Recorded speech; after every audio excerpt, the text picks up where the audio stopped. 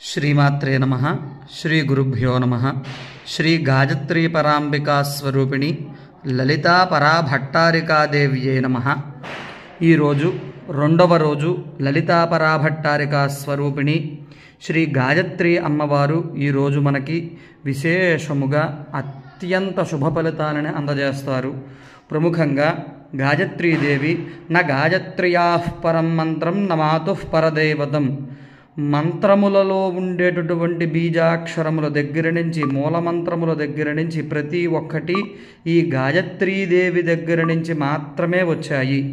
ఈవిడి నుంచి ఉద్భవించినటువంటి ఈ 24 లక్షల మంత్రములకి కూడా ఈవిడే ప్రధాన దేవత. ఈ గాయత్రి అనుష్ఠానం గనక చేసిన ఎడల ఎటువంటి మంత్రమైనా మనకి సిద్ధిస్తుంది. ఆ గాయత్రి అనుగ్రహం మీకు, మీ కుటుంబ సభ్యులకి మరియు సకల విధములైన జనులకి అందరికీ కలగాలి.